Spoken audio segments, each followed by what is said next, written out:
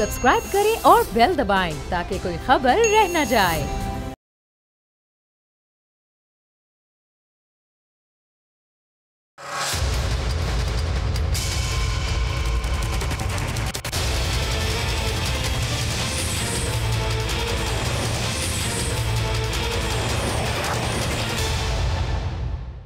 अस्सलाम वालेकुम, आप देख रहे हैं प्रोग्राम बस बहुत हो गया। मैं हूं अरबाब जहांगीर और मुल्क में कई दिनों से जोड़ तोड़ की सियासत अपने अरूज पर है और इस वक्त वफाकी दारुल हुकूमत इस जोड़ तोड़ का मरकज भी बना हुआ है।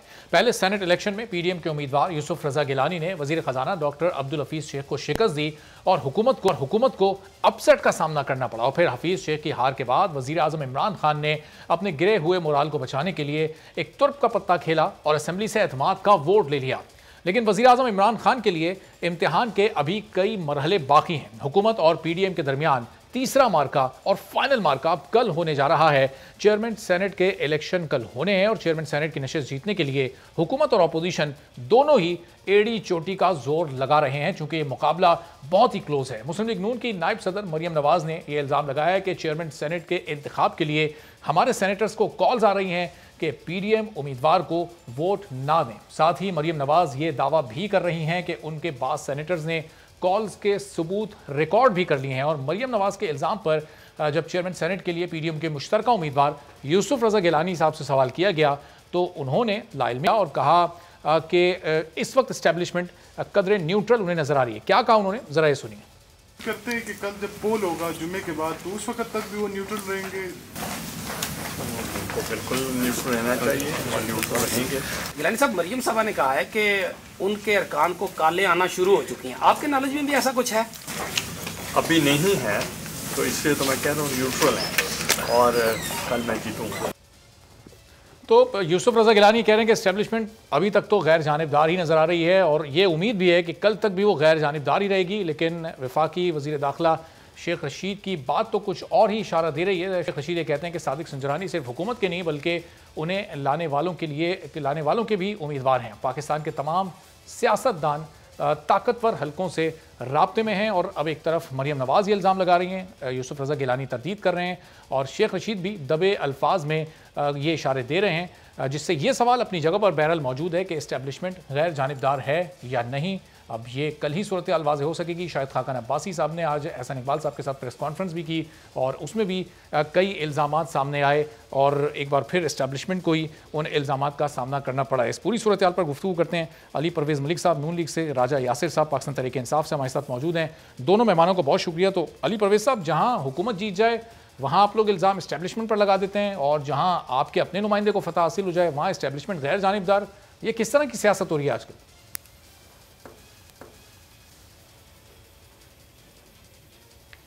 बिस्मिल्लाहिर्रहमानिर्रहीम। बहुत शुक्रिया अरबाब साहब। देखें, पाकिस्तान मुस्लिम लीग नवाज़ का जो हमेशा से बयानिया राय है ना, वो इस तरह से है कि इदारों को अपने दायरे कार के अंदर रह के काम करना चाहिए। अब जो शेख रशीद साहब ने जो दबे अल्फाज में नहीं, उन्होंने मेरे ख्याल से खुल्लम खुल्ला ये बात की है कि संजरानी साहब जो हैं वो रियासती इदारों के नुमाइंदा हैं। तो देखें, जब इस किस्म के आप बयान लेते हैं तो आप ख़ुद इस मुल्क के जो इदारे हैं उनको सियासत के अंदर घसीट के लेके आते हैं और यहाँ पे मामला मरियम नवाज शरीफ साहिबा के बयान तक महदूद नहीं है। आज जो आप प्रेस कॉन्फ्रेंस शाहिद खाकान अब्बासी साहब ने जो की है, उनके साथ जो सेनेटर हाफिज साहब बैठे हुए थे, अब्दुल करीम साहब, उन्होंने मुझे बताएं क्या डेटें और टाइम दे के नहीं बताया कि उनको किस तरह से पैगामात अरसाल किए जा रहे थे। और मैं बार बार ये कह रहा हूं कि हमें नेशनल टीवी के ऊपर बैठ के इस किस्म की गुफ्तगू करनी पड़ रही है सिर्फ इसलिए बताने के लिए कि जो इलेक्शन का एक प्रोसेस है उसको किस तरह से इन्फ्लुएंस किया जा रहा है। ये शर्मनाक रवैया है जिसकी तरफ एपीसी के अंदर भी इशारा किया था कि आए बैठ के एक ट्रुथ कमीशन बनाते हैं और अगर पीछे पास्ट के अंदर किसी ने कोई गलती की है तो उनको आइडेंटिफाई करते हैं ताकि हम इस मुल्क को इस्लाह के ऊपर डाल सकें। और देखें, ये जीत और हार का मामला नहीं है, ये सीक्रेट बैलेट और ओपन बैलेट का मामला नहीं है। दोनों सिस्टम्स के पीछे अपनी इलेक्टरल दानिश है, क्योंकि जो आपका आइन जिन्होंने बनाया था वो बखूबी जानते थे कि सीक्रेट बैलेट का किस तरह से उसका इंप्लीमेंटेशन होगी और वो ये भी जानते थे कि किन ओहदों के लिए सीक्रेट बैलेट रखना है। प्रॉब्लम ये है कि जब आप धौंस के जरिए लोगों के वोट को इन्फ्लुएंस करने की कोशिश करते हैं। प्रॉब्लम उस वक्त है जब आप रिश्वत या लालच दे के उनके वोट को इन्फ्लुएंस करने की कोशिश करते हैं। अगर कोई बंदा अपने ज़मीर की आवाज़ सुनना चाहता है, एक बेहतर कैंडिडेट को, चाहे वो यूसुफ रजा गिलानी की शक्ल के अंदर हो, जिसका रवैया उसने एज प्राइम मिनिस्टर देखा हो, उसकी तरफ वोट देना चाहता हो, तो इसमें कोई बुरी बात नहीं है। और मैं आपको एक दफा फिर अरबाब साहब बात कर रहा हूं कि यहां पे सिर्फ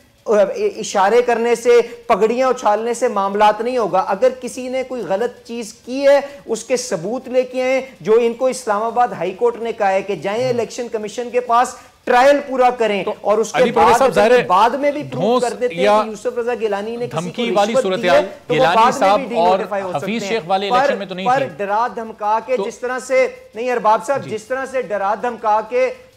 से डरा धमका के इन्होंने अपना वोट ऑफ कॉन्फिडेंस लिया है, उसी किस्म की रवायत को अगर ये आगे लेके चलना चाहते हैं तो इसके सीरियस कॉन्सिक्वेंसेज होंगे हमारे सिस्टम के ऊपर, जिसकी झलक आपको नेशनल असेंबली के अंदर भी नजर आती है। और अली परवेज साहब, गिलानी साहब किस रिवायत के तहत जीते हैं? वोट ऑफ कॉन्फिडेंस खान साहब ने, आप जिस रिवायत का इल्जाम लगा रहे हैं, क्या गिलानी साहब किसी मुख्तलिफ रिवायत के तहत जीते हैं? उन्होंने कैसे वोट हासिल किए?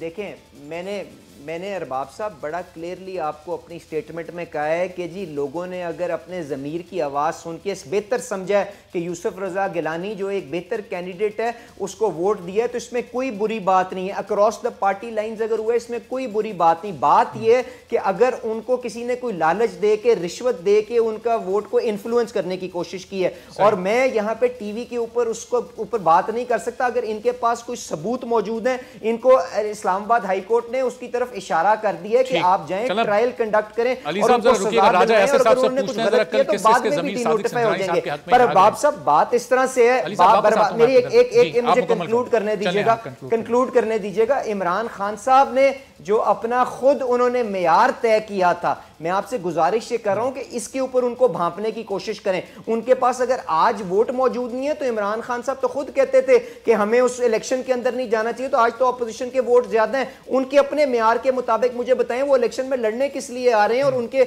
इंफॉर्मेशन मिनिस्टर साहब आके 200 तड़ियां क्यों लगा रहे हैं, इसका भी तो मुझे जरा पता करा के बता दें। ठीक है, तो राजा साहब, अब कल जाहिर है सादिक संजरानी साहब के पास अक्सरियत तो नहीं है, किसकी जीत होनी चाहिए, किसकी हार होनी चाहिए, किस किस का जमीर कल जागने वाला है, कितने वोट संजरानी साहब ले सकते हैं? राजा साहब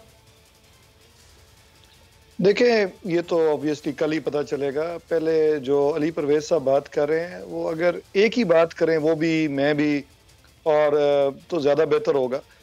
मेयार एक ही रखना चाहिए ना। अगर इलेक्शंस आपने ओपन बैलेट के ज़रिए कराने हैं तो उस पर एग्री कर जाते, अगर थोड़े दिनों पहले एग्री कर जाते तो ये भी ओपन हो जाते, वो भी ओपन हो जाते, गिलानी साहब ना जीतते, फिर ज़ाहिर है चेयरमैन सेनेट का इलेक्शन किसने लड़ना था। तो जो रूल्स ऑफ द गेम है हमारे पास, जिसको लगता है कि एडवांटेज है किसी भी चीज़ में, आज गवर्नमेंट को एडवांटेज लग रहा है कि वो सीक्रेट बैलेट हो तो गवर्नमेंट सीक्रेट के हक में हो जाती है, अगर अपोजिशन को लग रहा है उनके हक में है तो वो उसके हक में हो जाते हैं। असूल की बात अनफॉर्चुनेटली कोई भी नहीं कर रहा होता। ये भी असूल की, ये भी जब इनको सूट करता है असूल चेंज कर लेते हैं, गवर्नमेंट्स को लगता है वो चेंज कर लेती है। तो हमारे मुल्क का सिस्टम तो बिल्कुल मेस्ड अप है, इसमें तो मुझे कोई शक नहीं। और इस स्टेटस को जो भी चेंज करने की बात करेगा, चेंज करने के लिए कोई इकदाम करने की कोशिश करेगा, तो मैं तो उसके साथ हूँ, और इमरान खान के साथ आया इसलिए था। लेकिन राजा साहब, ये उसूल को इम्प्लीमेंट करना फिर जाहिर है इनिशिएटिव तो हुकूमत को ही लेना पड़ता है ना। अब यहाँ उसूल हुकूमत ने जब फिर फायदा नुकसान नहीं देखा जाता। हुकूमत ने देखिए मैं बताता, अभी जो सिस्टम्स जो है ना वो मेस्ड अप हैं। आपने इस सिस्टम के अंदर रह के खेलना है, और इस सिस्टम के अंदर रह के खेलने का सबसे बड़ा प्रॉब्लम ही ये है कि आमतौर पे क्योंकि जिन लोगों को सूट नहीं कर रहा होता वो कभी भी नहीं करते। एज ए गवर्नमेंट हमने एक बात की कि इसको ओपन बैलेट कर लेते हैं। अगर ये ओपन बैलेट के फॉर्मूले पे एग्री कर लेते इस बात पे भी कि जी गिलानी साहब वाला इलेक्शन भी ओपन बैलेट से हो जाए, सेनेट के चेयरमैन वाला भी ओपन बैलेट से हो जाए, तो आज शायद हम यहाँ पे ना पहुंचते। किसी पॉइंट पे होता है ना, कब आपको कोई ऑफर की जा रही है उसको, मैंने उस वक्त भी आपके चैनल पे भी ये बात की थी कि हो सकता है अभी इनको लग रहा होगा हमें नुकसान होगा, लेकिन फ्यूचर में हो सकता है ऐसी लॉ का इनको फायदा हो जाए, और लॉन्ग टर्म में ट्रांसपेरेंसी का फायदा सबको होने वाला है। मैं तो ये बात कर रहा हूँ, और मेरा ख्याल है हमें ट्रांसपेरेंसी की तरफ जाना चाहिए। और अगर हम इस पे 10 दिन पहले एग्री कर लेते हैं, लेकिन राजा साहब आज यहाँ पे आगाज कब होगा? वो 10 दिन पहले ऑपोजिशन राजी नहीं थी, 5 दिन पहले आप राजी नहीं थे, चूंकि चेयरमैन सेनेट का इलेक्शन आप चाहते हैं कि मतलब आपकी जमात, आपसे मुराद कि वो सीक्रेट बैलेट के तहत हो ताकि सादिक संजरानी साहब जीत सकें। तो दोनों तरफ हम देखते हैं वो मफादात नजरियात पे हावी दिखाई देते हैं। जी बिल्कुल, आप दुरुस्त कह रहे हैं, हर तरफ ऐसे ही है और दिस इज अनफॉर्चुनेट। हमारे मुल्क में अगर चीज़ों को हमने सीधा करना है तो किसी को इससे ऊपर होके करना पड़ेगा और मेरा ख्याल है कि अगर गवर्नमेंट ने एक इनिशिएटिव लिया था, अब चलो ये इलेक्शन हो जाएगा, कल देखते हैं क्या रिजल्ट आता है, उसके बाद कर लें, किसी पॉइंट पे करें तो सही।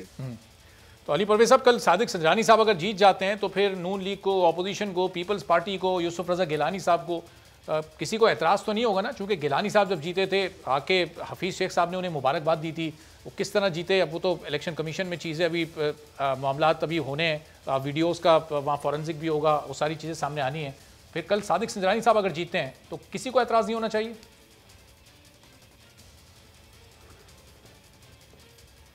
अरबाब साहब, ये जो मुबारकबाद दी कि नहीं दी और उसके बाद सुप्रीम कोर्ट में चले गए या इस्लामाबाद हाई कोर्ट में चले गए नोटिफिकेशन लिखवाने के लिए, ये जो दोगली पॉलिसियाँ हैं ना, इनको तो एक साइड के ऊपर कर दें ज़रा फॉर द टाइम बीइंग। गुजारिश इस तरह से है, राजा साहब एक ऑनरेबल आदमी है, उन्होंने बिल्कुल ठीक कहा कि जी जो भी सिस्टम के कवानीन हैं उनको एक दफ़ा से तय कर लें और उसके बाद हमें उसके मुताबिक ही खेलना पड़ेगा। मैं इससे बिल्कुल डिसएग्री नहीं करता। इस वक्त जिस तरह से हमारा जिस शक्ल के अंदर आइन मौजूद है उसके अंदर बड़ा क्लियरली आर्टिकल 226 के अंदर लिखा हुआ है कि किस तरह से ये इलेक्शन कंडक्ट होने हैं और वो सीक्रेट बैलेट के जरिए। तो यहाँ तक तो मेरी इनसे कोई बहस नहीं है। अब मामला इस तरह से है कि मुझे बताएं क्या सीक्रेट बैलेट के अंदर ये परमिशन इदारों को मौजूद है कि वो आके अपना धौंस इस्तेमाल करने की कोशिश करें? क्या मुझे बता दें ये किसी भी तरह एक्सेप्टेबल है? हमारे मुल्क के जो रियासत के इदारे हैं अगर वो इस दौड़ के अंदर और इस चीज के अंदर इन्वॉल्व हो जाएं, ये काबिल कबूल है किसी भी शक्ल के अंदर, चाहे सीक्रेट बैलेट हो या ओपन बैलेट हो। मैंने तो उससे इतनी सी गुजारिश की थी, इसके बाद ओपन बैलेट हो, सीक्रेट बैलेट हो, जो मर्जी हो, रिश्वत या अकाउंटेबिलिटी का जो अमल है बिल्कुल होना चाहिए। पर मैंने आपसे कहा था हेर से के ऊपर लोगों की पगड़ियां मत उछालें कि सिर्फ इसलिए कि हमारा उम्मीदवार हार गया है तो हम उसको कह रहे हैं कि जी कि ये रिश्वत की बिना के ऊपर हुआ है। मुझे बताएं ये क्यों नहीं हो सकता कि यूसुफ रजा गिलानी साहब जब वजीर आजम थे उनका कॉन्डक्ट देख के, उनका रवैया देख के या उनका अपनी जो किरदार देख के लोगों ने पसंद किया हो? परवेज साहब वो अपने हल्के में इलेक्शन हार जाते हैं, उनके बेटे इलेक्शन हार जाते हैं, उनके सेनेट में जीतने के बाद मरियम साहिबा ये कहती हैं कि सेनेट में पैसा नहीं चला, नून लीग का टिकट चला है, तो फिर एतराज़ात, सवालात, तहफ़्फ़ुज़ात तो ज़ाहिर है सामने आएंगे। सर मैं बात बिल्कुल कंप्लीट करके आपके जवाब पे आया। तो बात इस तरह से हो सकता है कि इनकी अपनी सफ़ों के अंदर भी तो लोग नाराज बैठे हो ना कि ये अनइलेक्टेड लोग हमारे सरों पे आके किस तरह से मुसल्लत कर दिए गए हैं। क्या पिछले 2 साल के अंदर आपने ये बहस इनकी अपनी सफ़ों के अंदर नहीं देखी? इनके अपने MNAs जो हमारे साथ नेशनल असेंबली में बैठते हैं, क्या हम नहीं जानते वो दिन में वो अपने दिल के अंदर क्या ओपिनियन रखते हैं हफीज शेख साहब के बारे में? तो क्या ये सारे का सारा जो इलेक्शन का रिजल्ट आया है उस वजह से नहीं हो सकता? और जहां तक आपने बात की कि यूसुफ रजा गिलानी साहब अपना इलेक्शन हार गए हैं, देखें बिल्कुल हार गए हैं, इसमें तो कोई डिनाइल नहीं है। और इब्राहिम खान साहब मेरे भाई की पार्टी से ही बिलोंग करते हैं जो वहां से जीते हैं और उसका जो इलेक्ट्रल कॉलेज था उसके अंदर वो उस वक्त उतने मकबूल नहीं थे। यहां पे इस इलेक्शन का जो इलेक्ट्रल कॉलेज है वो MNAs थे जो उनके कोलीग्स रह चुके हुए हैं, जिन्होंने उनका कॉन्डक्ट देखा हुआ है, जिन्होंने उनका रवैया देखा हुआ है। उस चक्कर के अंदर अगर वो इलेक्ट हो गए हैं तो इसमें तो कोई बुरी बात नहीं है ना। अगर इलेक्ट्रल कॉलेज ही मुख्तलिफ है तो हो सकता है इसका ओपिनियन उनके बारे में कुछ और हो, बनिस्बत इसके कि मुल्तान की शहर ने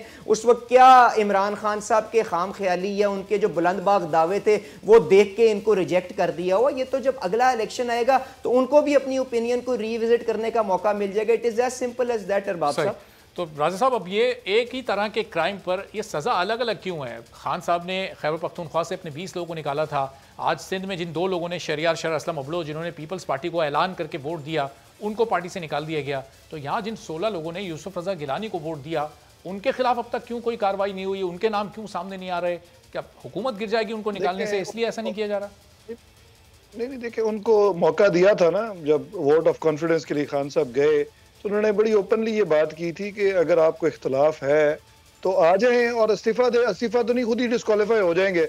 तो अगर किसी का कोई ज़मीर जाग उठा है और उसको लगता है कि हम ठीक काम नहीं कर रहे, गवर्नमेंट ठीक नहीं काम कर रही, तो अगर आप पार्टी के टिकट पे जीत के आए हैं तो फिर ऑनरेबल चीज़ तो ये है कि आप रिजाइन करें, दोबारा इलेक्शन लड़ें और जीत के आ जाएं।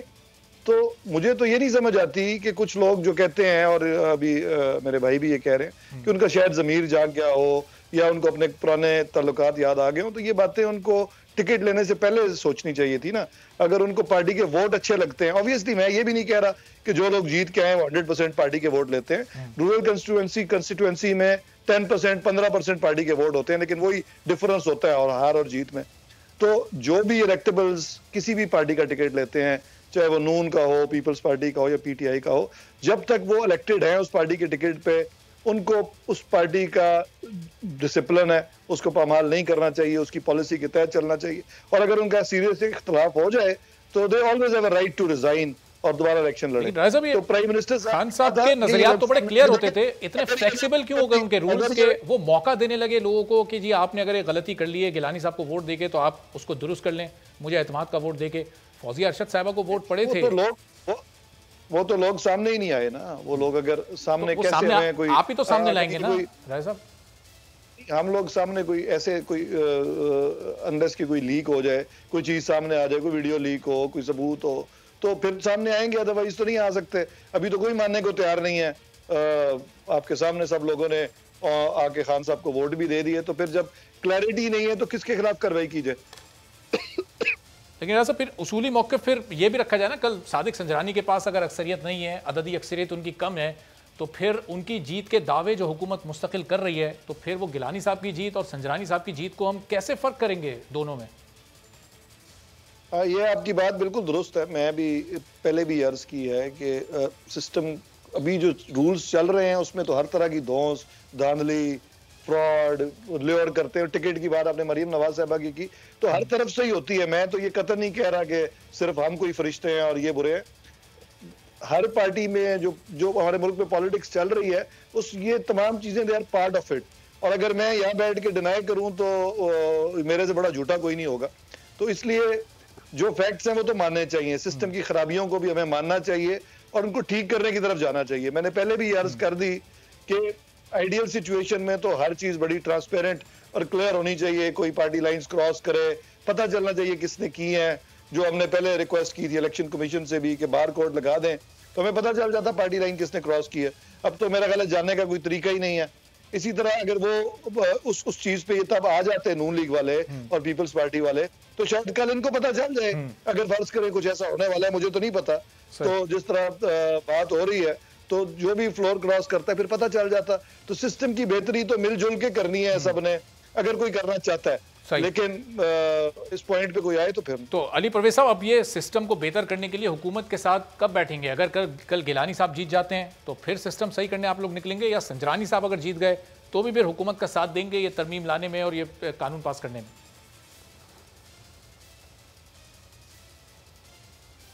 अच्छा अरबाब साहब, आपने वो पहले मरियम साहिबा की जो टिकट वाला बयान था उसके ऊपर पहले भी पूछा, मैं जवाब देना भूल गया। मैं उसका भी जवाब दूंगा और आपका इस सवाल का भी दे देता हूं, पर उससे पहले मैं अपने भाई को कहूँगा कि काइंडली शेख रशीद साहब को फ़ोन करें। वो आके नेशनल टीवी पे बता चुके हैं कि हमने जो इस मुल्क के रियासत के इदारे MNAs के पीछे लगाए हुए थे ना, उनके लॉजेस के ऊपर दूरबीन लगा के, उनको पता है कि कौन से 16 MNAs हैं जिन्होंने डिफेक्ट किया है। तो काइंडली यहाँ पे आके लोगों को ना इस तरह से बेवकूफ़ बनाने की कोशिश मत करें। इनके अपने जो वज़ीर दिफा हैं वो हमें ये माशाल्लाह बता चुके हुए हैं। तो बात इस तरह से है कि मुझे अरबाब साहब ये भी याद कराइएगा, वो कौन सा लीडर होता था जो नेशनल टीवी पे आके इलेक्शन से पहले कहता था कि शेर की 1 दिन 100 दिन की गीदड़ की ज़िंदगी से कहीं बेहतर होती है। तो मुझे बताएं आज ये क्या यहाँ पे गुफ्तगू कर रहे हैं? माशाल्लाह कहते हैं कि हम पार्लियामेंट के अंदर सबसे बड़ी पार्टी मौजूद है, चेयरमैन सेनेट किसी और को दे चुके हैं सिर्फ इसलिए कि चाहते हैं कि अपनी ये डूबती हुई किश्ती को सहारा दे सकें। आज डिप्टी चेयरमैन के लिए एक आजाद उम्मीदवार लेके आ गए हैं।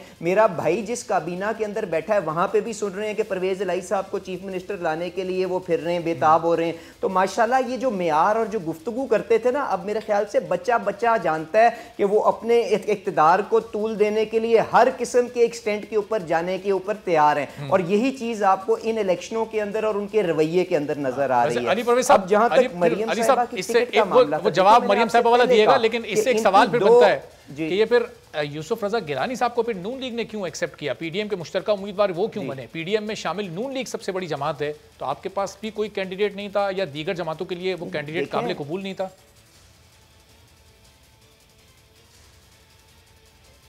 नहीं नहीं, देखें ये तो आपकी स्ट्रेटजी है ना अरबाब साहब। आपने क्या पंजाब के अंदर जब यहाँ पे सेनेटर्स इलेक्ट हुए हैं, वो तो बाद में जब फॉर्मूला तय हुआ और हर पार्टी का अपना प्रोपोर्शनल बेसिस के ऊपर आ गया, अगर वो ना होता तो पीपल्स पार्टी ने अपने क्या वोट हमें एक्सटेंड नहीं कर दिए थे। ये तो आप जब अलायंस के अंदर होते हैं आपको फर्क कॉम्प्रोमाइजेस करने पड़ते हैं देखने के लिए कि जी आप किस पार्टी को कहां पे सपोर्ट कर सकते हैं और किस जगह पे आप उनकी सपोर्ट लेनी है। आज का जो कल इलेक्शन होने जा रहा है अरबाब साहब, जो नहीं सर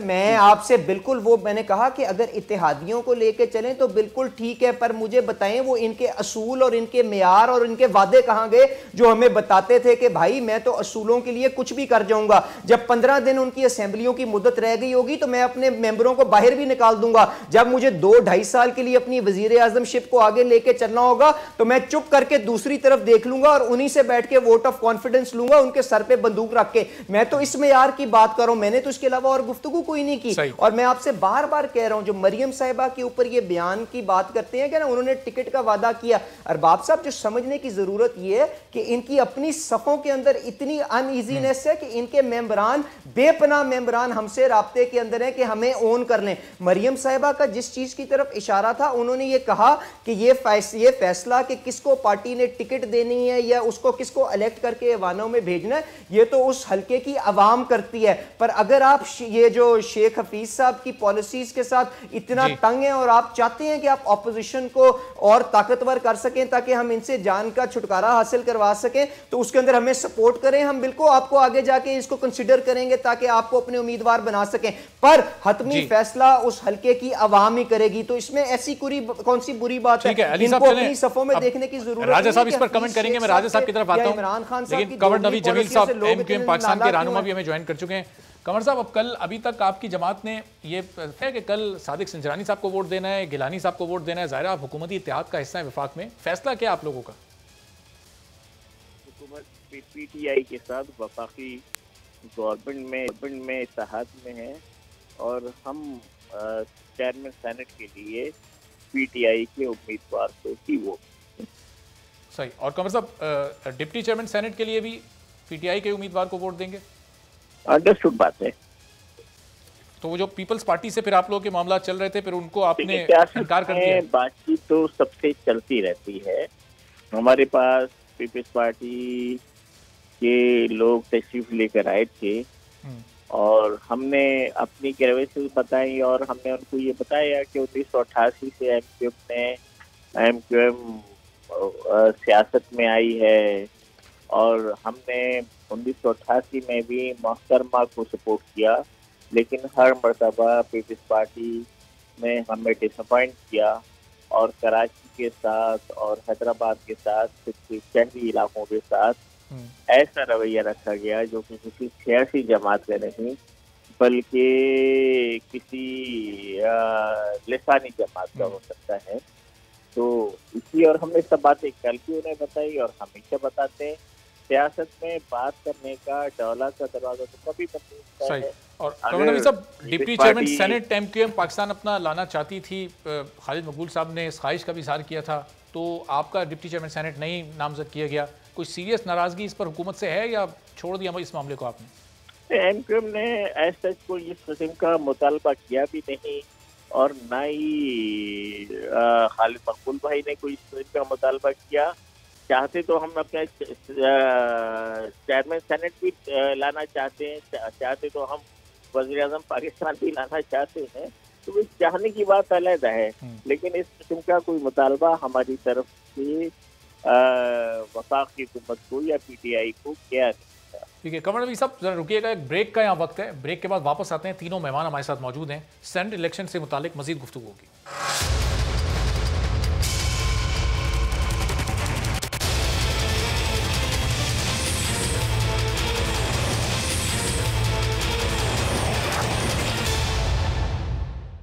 प्रोग्राम में एक बार फिर आपको खुशामदीद कहते हैं। अली परवेज़ मलिक साहब, राजा यासिर साहब और कंवर नवी जमील साहब हमारे साथ मौजूद हैं। तो कंवर साहब, अब ये सादिक संजरानी के पास चूँकि बज़ाहिर नंबर कम है, इनकी जीत को कैसे मुमकिन बनाया जाएगा? आप और तमाम इत्तेहादी भी मिल जाते हैं, तब भी अददी अक्सरियत उनको हासिल नहीं है, तो फिर क्या आपको लग रहा है इसके लिए क्या इक़दाम किए जाएंगे? 4-5 के करीब जो वोट हैं वो आज़ाद सेनेटर्स हैं तो अब क्योंकि ये दोनों करीब करीब हो गए हैं तो ज़्यादा तो मेरे ख्याल में उन्हीं पर होगा कि भी गवर्नमेंट पर कितना वर्किंग कर रही है अपने लूप में लेने के लिए और अपोजिशन कितनी वर्किंग कर रही है। लेकिन एक तयशुदा बात है कि सेनेट में बदकिस्मती से सेनेट के इलेक्शन में पिछली मरतबा भी बहुत बड़े पैमाने पर पैसा इस्तेमाल हुआ, लोगों की खरीद फरोख्त हुई। और इन तमाम आजाद उम्मीदवारों में से अब्दुल कादिर साहब तो पीटीआई पहले ज्वाइन कर चुके, वो माइनस हो गए। Shamim Afridi peoples party join कर चुके। मैं अपनी बात कंप्लीट कर लूँ ना, मैं अपनी बात जी। और इस दफा भी खरीद फरोख्त हुई है, तो खरीदे गए लोग इस ऐवान बाला में जाकर और कोई ना पाकिस्तान की खिदमत कर सकते हैं ना पाकिस्तानियों की कोई खिदमत कर सकते हैं। तो होना यही चाहिए, तरीक़ेकार भी ऐसा हो कि इस खरीदारी और पैसे के इस्तेमाल का अमली कलाकमा हो। सिर्फ इलेक्शन कमीशन ने अपने फॉर्म में रख दिया है कि 15 लाख रुपए एक सेनेटर खर्च कर सकता है या 20 लाख रुपए एक एमएनए खर्च कर सकता है, तो सिर्फ लिखने से कुछ नहीं होगा। ये सेनेट के ऊपर, अपना इलेक्शन कमीशन के ऊपर ये एक आईनी जिम्मेदारी है। और इस दफा तो सुप्रीम कोर्ट ने भी कह दिया है कि वो इस पैसे के इस्तेमाल के और खरीद और फरोख्त के सिलसिले को बंद करने के लिए कोई अमली इक़दाम करे, ताकि तमाम ऐवानों में, चाहे सेनेट हो, कौमी असम्बली हो, सूबाई असम्बली हो, उसमें लोग हकीकत में अवाम के मुंतखब कर दिया जाए। ऐसा ना हो कि ऐसे लोग जाएं कि जिन्हें खरीदा। सही। लेकिन कंवर साहब, वफाकी हुकूमत ने अब तक आपसे किए गए तमाम वादे और आपके मुतालबात तो नहीं पूरे किए। पीपल्स पार्टी आपके तमाम मुतालबात को मानने की यकीन दहानी करा रही थी, फिर ये फैसला आपने क्यों किया हुकूमत के साथ रहने का, इनको ही वोट देने? देखें, हमने जो हमारे मसाइल है, देखिए हमारा कोई इंडिविजुअल का कोई मसला नहीं है। हमारे मसाइल हमारे वोटर के मसाइल हैं। हमारे मसाइल हमारे इलाके के रहने वाले जो लोग हमें वोट देते उनके मसाइल हैं। उसके लिए हमने अपना पीटीआई से भी 2 तहरीरी एमओयू साइन किए, एक पे सदर पाकिस्तान के साइन है, एक पे गवर्नर सिंध के साइन है, और उसी पर हमारी बातचीत होती रहती है। उसमें कुछ में पेशकश है और कुछ में बिल्कुल भी नहीं है। साहब, आपके इन तमाम मुतालबात में से कोई एक भी मुतालबा आज तक पूरा हुआ? कराची का कोई एक मसला इन 3 सालों में हल हुआ है? देखिए, अगर आप एक के बाद एक सवाल करते जाएंगे और मुझसे जवाब ही नहीं लेंगे। अच्छा, आप बात कीजिए। तो देखिए, आप जवाब इसी तरह से पीपल्स पार्टी से हमने मुतादिद एमओयू साइन किए, माहदे किए, तहरीरी माहदे भी किए, लेकिन पीपल्स पार्टी के साथ हमारा बदतरीन तजर्बा है। और पीपल्स पार्टी ने कराची, हैदराबाद समेत सिंध के शहरी इलाकों के सियासी जमात में एक लिसानी जमात के तौर पर डील किया है। तो अभी जब तक कि उनके सियासत में कोई चीज़ उर्फ़ आखिर नहीं होती, लेकिन जब तक उनके अपने रवैये चेंज नहीं होते हैं, वो कराची हैदराबाद के रहने वालों को अपना सिंध का शहरी नहीं समझते हैं, तो मेरे ख्याल में उनसे इत्तेहाद मुमकिन नहीं है। पीटीआई है, पीटीआई से हमें कोई नुकसान भी नहीं पहुंचा है। हमारे बहुत सारे मसाइल हैं तो अभी हल तलब है और हमें इम्कान है, उम्मीद है। चलें, आपको उम्मीद है कि हल होंगे मसाइल वक्त के साथ साथ। अली परवेज साहब, एक सवाल जरा फैसल वावड़ा साहब की जो खाली हुई है नशिस्त शहबाज शरीफ साहब, और उनका बड़ा सख्त मुकाबला हुआ था आम इंतखाबात में, कोई 924 के करीब वोट फैसल वावड़ा ने ज़्यादा लिए थे। मिफ्ता इस्माइल साहब वहाँ से कॉन्टेस्ट कर रहे हैं। कराची को नून लीग ने भी अपने दौर में कोई इतनी तवज्जो नहीं दी। आपके एमएनएज एमपीएस भी यहाँ पर कोई इतनी बड़ी तादाद में होते नहीं है। इक्का दुक्का कभी माजी में लोग इलेक्ट हुए हैं। क्या इस बार तवक्को कर रहे हैं मिफ्ता साहब? अभी पाकिस्तान तहरीक इंसाफ की जानिब से तो अपने कैंडिडेट का ऐलान होना बाकी है। मिफ्ता साहब कामयाब हो जाएंगे यहाँ से, लग रहा है आपको?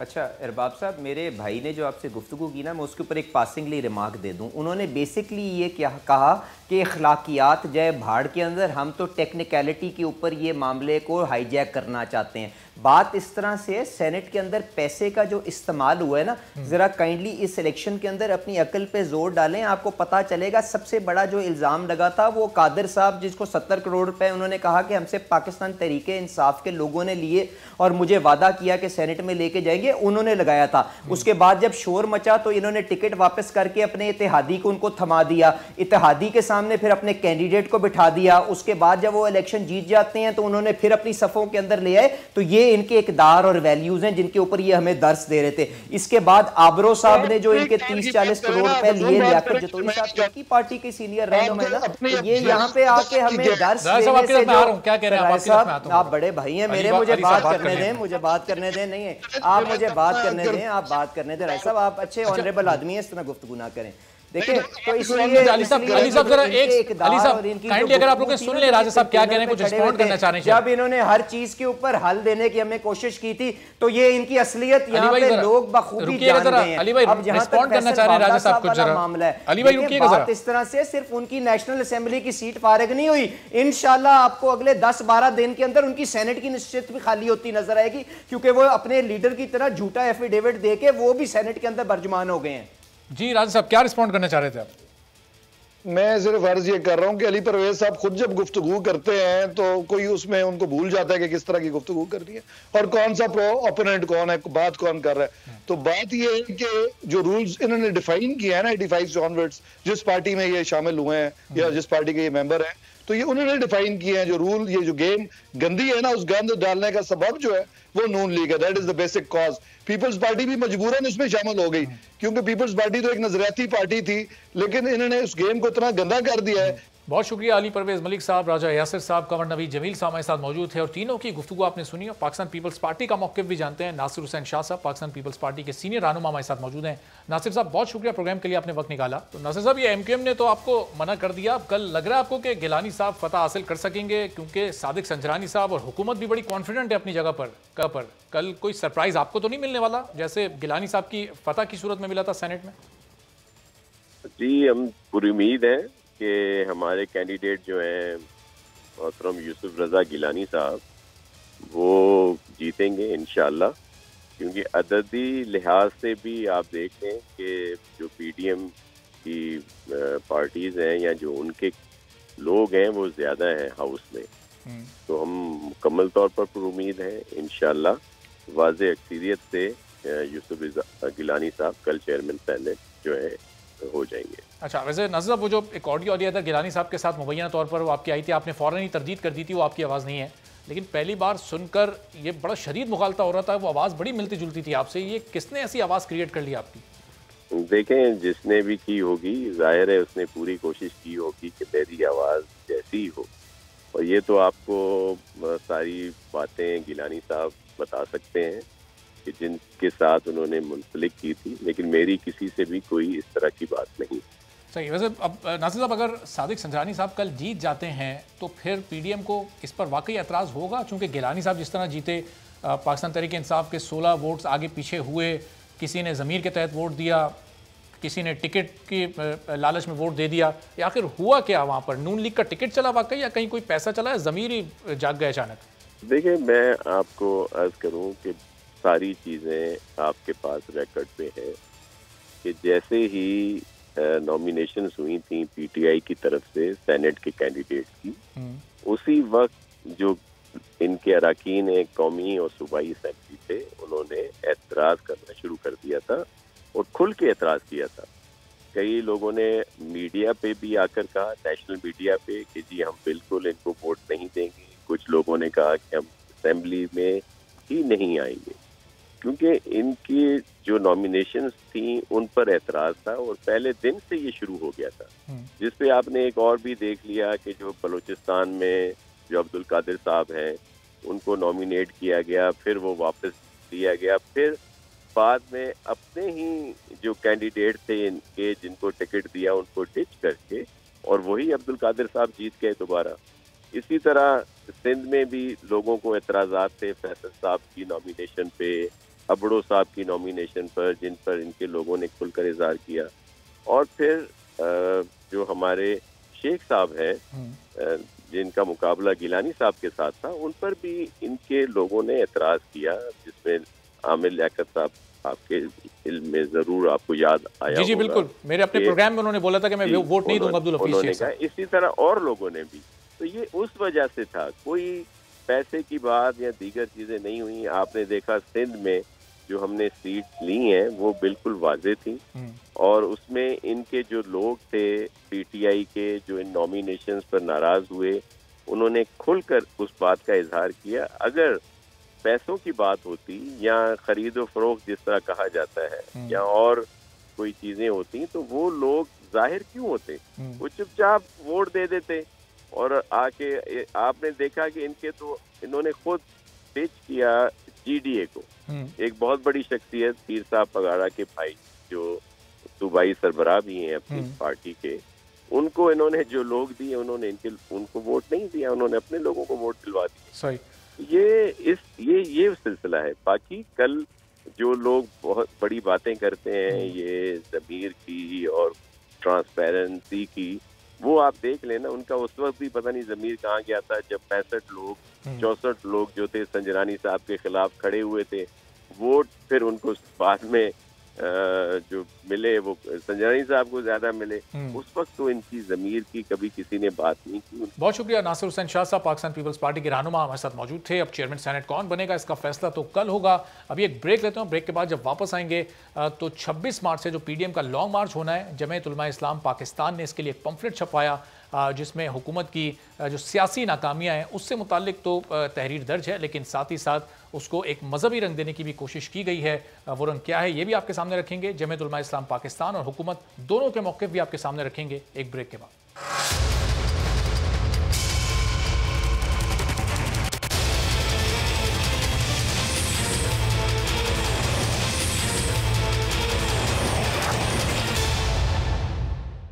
प्रोग्राम आपको फिर एक बार खुशामदीद कहते हैं और PDM का लॉन्ग मार्च 26 मार्च से होना है और इसके लिए जमीयत उलमा इस्लाम फ़े की जानिब से एक ब्रोशर तैयार किया गया जो दावतनामा अपने कारकुनान को और आवाम में तकसीम किया जा रहा है। वो ब्रोशर मेरे पास मौजूद है, ज़रा इसी में से ये मैं आपको पढ़कर सुनाता हूँ। इसका उन्वान है दर्द भरा पैगाम और इसका आगाज़ होता है मोहतरम पाकिस्तानियों, उम्मीद है आप खैर आफियत होंगे। जैसे कि आपके इल्म में मौजूद है कि हुकूमत मुमलिकत खुदादाद पाकिस्तान पर अल्लाह के अजाब की सूरत में इस वक्त की हुकूमत मुसल्लत है, क्योंकि इस हुकूमत में अवाम दुश्मनी, करप्शन, कमर तोड़ महंगाई, सुन्नत से खुली बगावत, नबी करीम सल्लल्लाहु अलैहि वसल्लम की गुस्ताखी साफ़ और वाज़ेह नज़र आ रही है, जिसको अहले बसीरत महसूस कर सकते हैं। तो अज़ीज़ हमवतनों, इसमें कोई दूसरी राय नहीं कि अब इस हुकूमत से छुटकारा हासिल ना करना न सिर्फ वक्त की आम ज़रूरत है बल्कि शरई नुक्ता निगाह से ऐन फ़र्ज़ भी है।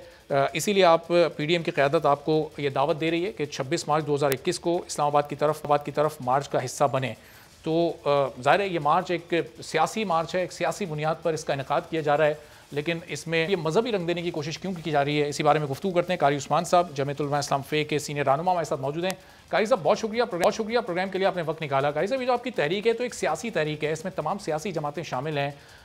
जो आप कह रहे हैं इस वक्त मुल्क में करप्शन है, कमर तोड़ महंगाई है अपनी जगह पर, लेकिन इसके बाद आप इस हुकूमत को अल्लाह का अजाब करार दे रहे हैं। कुरान और सुन्नत से खुली बगावत, नबी करीम सल्लल्लाहु अलैहि वसल्लम की गुस्ताखी आप कह रहे हैं कि बिल्कुल साफ़ और वाज़ेह नज़र आ रही है।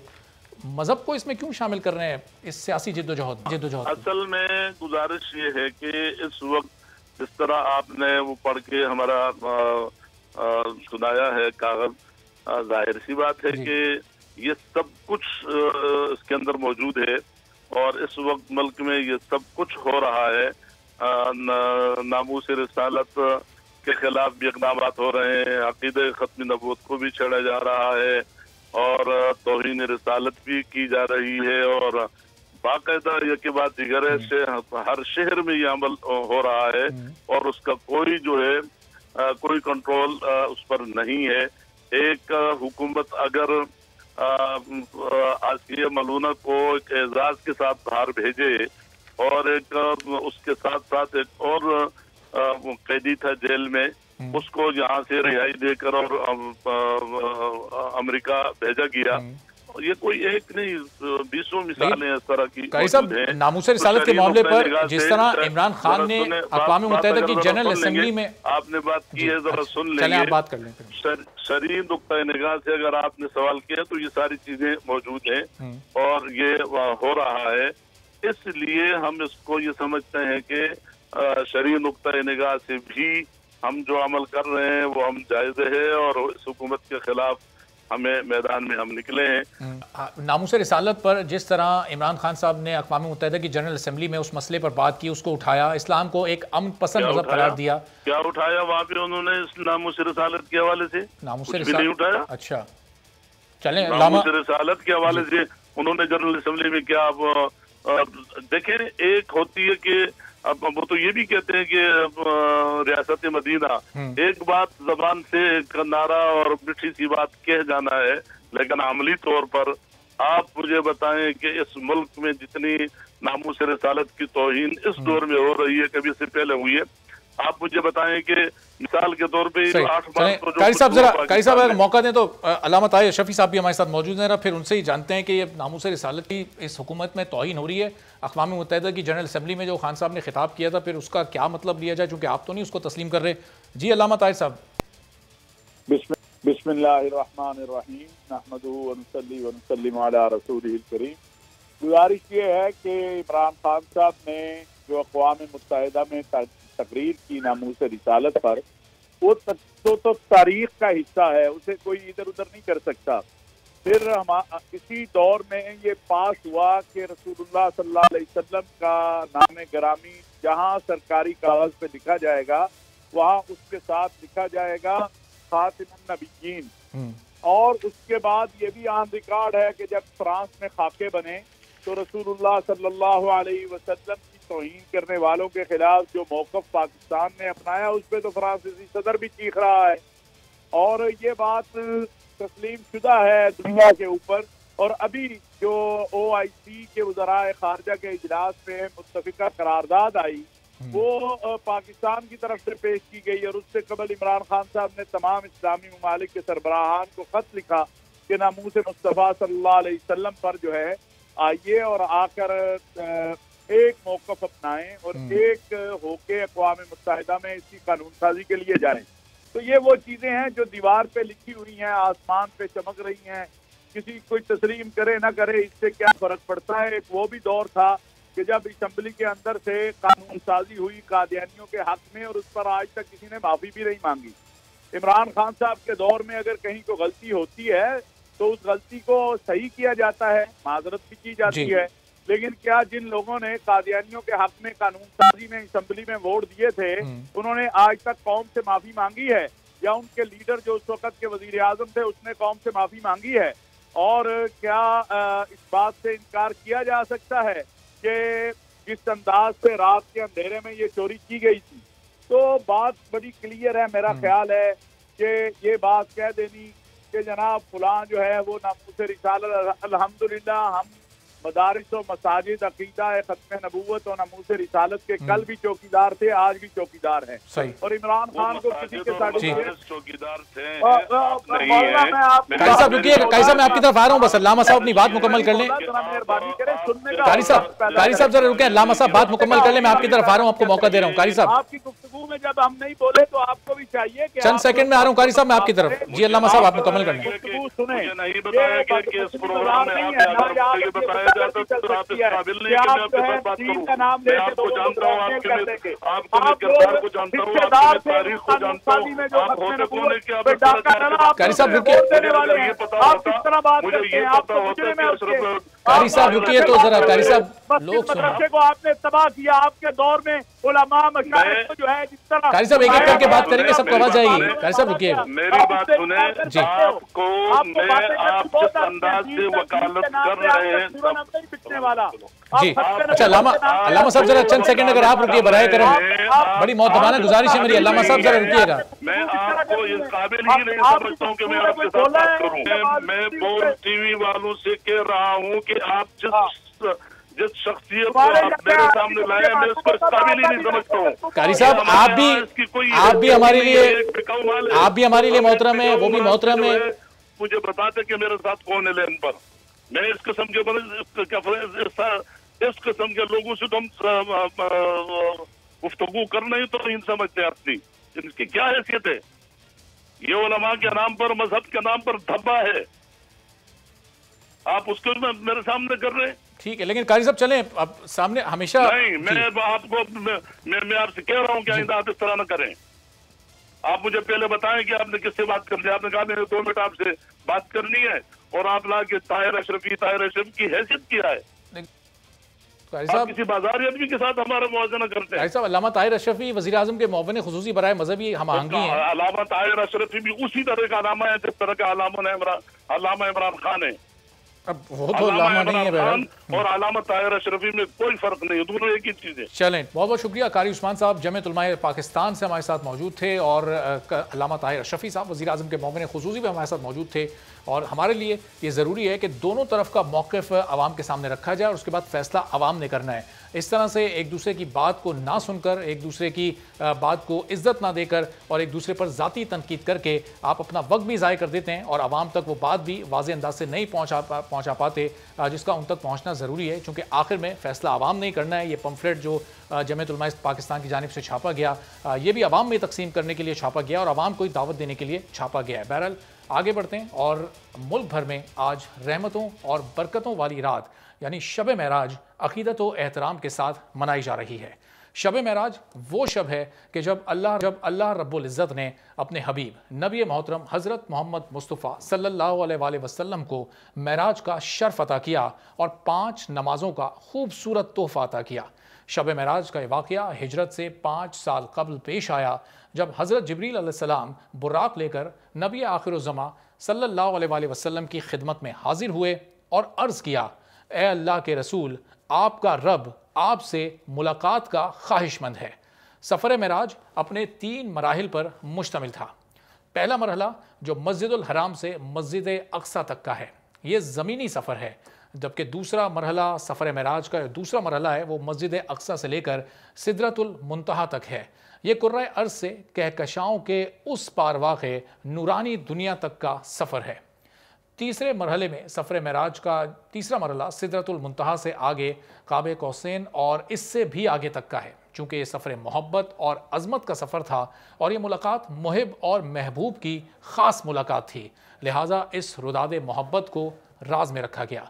सूरह नजम में फ़कत इतना फरमाया गया कि वहाँ अल्लाह ताला ने अपने महबूब सल्लल्लाहु अलैहि वसल्लम को जो राज और प्यार की बातें करना चाहीं वो कर लीं।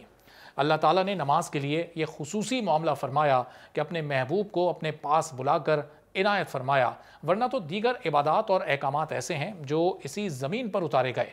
नमाज को ये इनफरादी खुसूसियत हासिल है कि उसे अर्श पर बुलाकर और एज़ाज़ व इकराम के साथ नवाजा गया। हज़रत अनस इब्ने मालिक रज़ी अल्लाह ताला अन्हु से रिवायत है कि नबी करीम सल्लल्लाहु अलैहि वसल्लम पर महराज की रात 50 नमाजें फ़र्ज़ की गईं, फिर उनमें कमी की गई, यहाँ तक कि 5 नमाजें कर दी गईं। फिर अल्लाह ताला की तरफ से निदा आई कि ए मोहम्मद सल्लल्लाहु अलैहि वसल्लम, मेरा फ़ैसला तब्दील नहीं किया जाता और बेशक आप और आपकी उम्मत के लिए इन 5 नमाज़ों के साथ 50 नमाज़ों का सवाब है। इस वाक़ये को कुरान करीम की सूरह असरा के पारा नंबर 15 की इब्तिदाई आयात में भी बयान किया गया है। सफ़र महराज के दौरान रसूल करीम सल्लल्लाहु अलैहि वसल्लम को जन्नत और दोज़ख दिखाई गई। आपकी मुलाकात मुख्तलिफ अंबिया कराम से भी हुई। यही वजह है कि इस शब खुसूसी इबादात का एहतमाम किया जाता है। शब महराज के मौके पर मुल्क भर में मसाजिद को इंतहाई खूबसूरती से सजाया जाता है, जबकि अहले ईमान नवाफिल अदा करते हैं और अपनी बख्शिश की दुआएं मांगते हैं। तो आज की इस अजीम और बाबरकत रात में अपने रब से अपने और अपने चाहने वालों के लिए ढेरों दुआएं करें और अपने मुल्क की सलामती के लिए खुसूसी दुआ करें कि अल्लाह ताला इस सरज़मीन ता क़यामत शादो आबाद रखे और गुज़िश्ता 1 साल से कोरोना की जो वबा इस दुनिया में फैली हुई है उससे हमें निजात दिलाए। इजाज़त दीजिए, अल्लाह हाफ़िज़।